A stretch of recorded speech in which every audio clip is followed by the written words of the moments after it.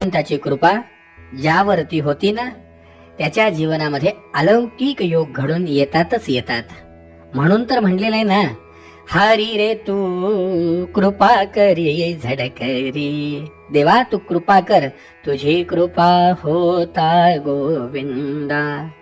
मुका वेद उच्चारी हरी रे तू कृपा करी झडकरी. देवा आमच्यावर कृपा कर, आमचं दुरीत दैन्य सगळं घालव. तुझी कृपा देवा. मूकं करोति वाचालं पंगुं लंघयते गिरिं यत्कृपातमहं वंदे परमानंद माधवम. देवा तुझी कृपा आमच्यावर झाली पाहिजे. खरंच हो, गुरु मिळाला आणि नारायणासारखा गुरु मिळाल्यामुळे विप्रकुमाराचा उद्धार झाला.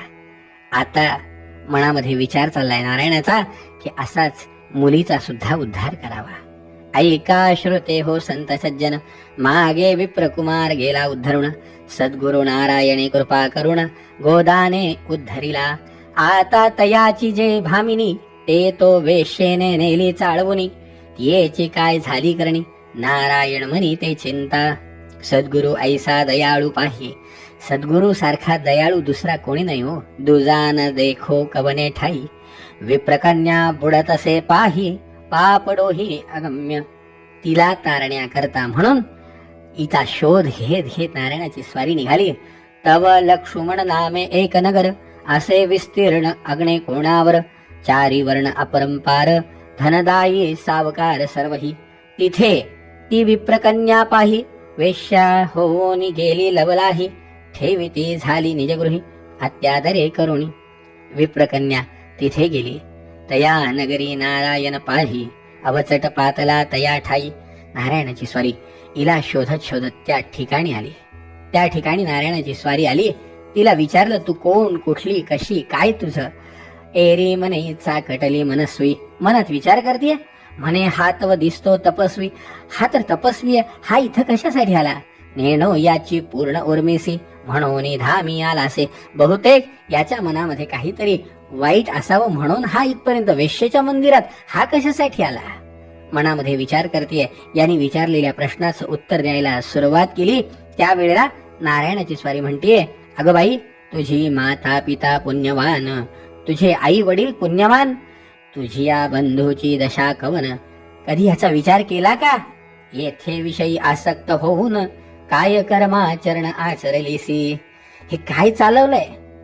मनात विचार करते, हा बरं आपल्याला कसं ओळखतो? विचार सुरू झाला. विचार करता करता तत्क्षणी यांनी आपली ओळख सांगितली. नारायणाने ओळख सांगितल्याबरोबर, हा तव माझा गुरुबंधू, म्हणून चाकाटली ते वधू. काही न बोलचे अनुवादू, मौनेची वंदितय पाया. हिने पाहिलं, नमस्कार केला. सद्गदित परम अंतरी. मग मात्र आता सद्गदित झाली. त्याचे पाय धरले. बोलती झाली ते सुंदरी, अति आदरे तया ते. त्यावेळेला ती बोलायला लागली. काय सांगू, हे जे काही घडलं ते अशा अशा क्रमाने घडलं. म्हणे माय बापे सर्व गोत, माझा तू तव परमाप्त. आता आपणच माझं सर्वस्व आहात. माझ्या जीवनाचं कल्याण तुमच्या हातामध्ये आहे. त्यांनी पाहिलं, हे बघ, खरंच तुझ्या मनात जर तुझं कल्याण करून घेण्याची इच्छा असेल. तिने पाहिलं, आहेच महाराज, आहेच. अहो, दान धर्म नेण्याची वार्ता. कधी दान नाही, कधी धर्म नाही. इथे आल्यापासून तर काही नाही. संत सेवा घडली नाही जाण. संत सेवा नाही. काय काय होतं घरी, सगळं सगळं गेलं बाबा, सगळं गेलं. नायको कथा पुराण श्रवण, वृथा आले जन्मा लागून. केवता भगवान कोपला. काय बरं खरं आम्ही पाप केलं असं? आमच्या जीवनामध्ये असं काय झालं? ऐसे सद्गदित अंतरी, परम घाबरली सुंदरी. टप टप अश्रू गाळी नेत्री, द्रवल अंतरी नारायण. गुरूंना दया आली. त्यांनी पाहिलं, हे बघ, काळजी करू नको, रडू नको. जे झालंय ते झालं, ते सोडून दे. आता तुला एक सांगतो, स्वय करोनिया स्नान, मग पाचारी ब्राह्मण. समग्र ही पूजा करून देई लुटून भामिनीये. तुळशी पत्र ठेवी गृहास, काही न धरी मनी आस. होईल सर्वस्व उदास, सोडी आस सकाळी. सगळी आशा सोडून दे, सगळे पाश तोडून टाक. एरवी तरी काय ग? हिने बघितलं, हरकत नाही. गुरूंनी जो उपदेश केला, मंडळी इतके कर्म सरतो पर्यंत. जसं सांगितलं ते सगळं दान करून टाकलं. काही शब्दावर विश्वासच ठेवायचा ठरवलं. मग काय हो, विश्वासो फलदायका. ज्याचा विश्वास जसा आहे ना त्याला फळ त्याप्रमाणे मिळतं. हिने सर्वस्वाचं दान केलं. हे सगळं दान करूपर्यंत नारायणाची स्वारी तिथे थांबली. आणि नंतर नारायणाने पाहिलं, हे बघ आता तुला एक गोष्ट सांगतो. आता तुवा एक करावे, एकाने माते स्वीकारावे. एक नियम कर. काय? 3 सहस्त्र द्रव्य घ्यावे, तरीच आतळू द्यावे शरीर. आता कोणी जरी तुझ्याकडे आलं, जर त्यांनी शरीर सुख मागितलं तर त्याच्याकडून 3000 मुद्रा घ्यायच्या आणि मगच त्याला आपलं शरीर अर्पण करायचं. 3 सहस्त्र अर्पी जो द्रव्य तू ते, तरीच पुरविजे तयाच्या मनोरथार्थे. नाही तरी स्वस्थ बैसे निवांते, मानी वचनार्थ तुका. हरकत नाही. काय तिला अवघड होतं. संध्याकाळ झाली. नारायणाची स्वारी तिथून निघून गेली. तिने आपला नियम आलेल्या प्रत्येक व्यक्तीला सांगायला सुरुवात केली. सूर्य अस्त पावता झाला, कोणातेन देववे इतुके द्रव्य. संध्याकाळच्या वेळेला आलेल्या प्रत्येकाला एवढं द्रव्य ऐकल्यावरती मनी सगळेजण, नाही हो, नाही नाही, एवढे पैसे नाही. कालपर्यंत तर एवढा पैसाही घेत नव्हती, आज असं का बरं? मग कोणीही तिच्या मनासारखं द्रव्य तिला देईना. शेवटी उपाशी बसून राहिली. रात्र झाली. रात्र झाल्यावरती नारदांची स्वारी ब्रह्मदेवाकडे गेली. अंतरिक्ष जाता नारद मुनी, कौतुक पाहिले तेणे नयनी. तैसेच येते झाले ब्रह्मभुवनी, ब्रह्मयाला गुण नमिले. कथिला सारा वृत्तांत, सगळा इतंभूत वृत्तांत सांगितला. हात जोडून ब्रह्मदेवाला प्रार्थना केली. आता तिचा उदरनिर्वाह तुम्ही तर तिच्या कपाळावर लिहिलंय ना की हिने वेश्या व्यवसाय करावा आणि मग आपलं उदर भरावं. आता तिचा व्यवसाय कसा? ब्रह्मदेवाने पाहिलं, थांब नारदा. स्वतः एका सौदागराचा वेश धारण केला. सौदागराचा वेश धरिला, सत्वर ओपरी वरी वेधला. बोलता झाला से बोला, नेमाई केला निज करणी. नेमयुक्त द्रव्य दिधले. हे बघ, तू म्हणतीये ना 3000, तर 3000, ह्याच 3000 सोन्याच्या मुद्रा घे, रौप्य मुद्रा घे, तुला जे लागल ते घे. तिने बघितलं, हरकत नाही. घेतलं.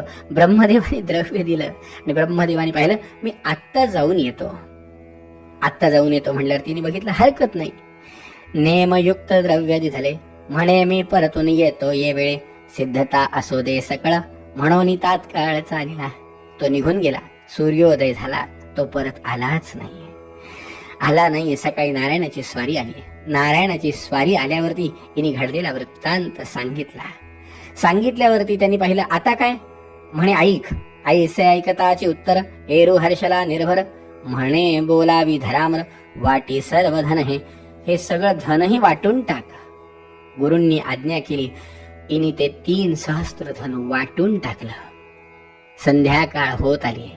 ब्रह्मदेवाकडे पुन्हा बातमी गेली. आता ब्रह्मदेवाची स्वारी याच्या 10 पट द्रव्य घेऊन पुन्हा आली. पण मंडळी, इनी पाहिलं नाही. म्हणलं, महाराज, अहो, ज्यांनी काल मला 3 सहस्त्र द्रव्य दिलं, जोपर्यंत त्यांची इच्छा पूर्ण होत नाही तोपर्यंत मी माझं शरीर तुमच्या ताब्यात देऊ शकत नाही.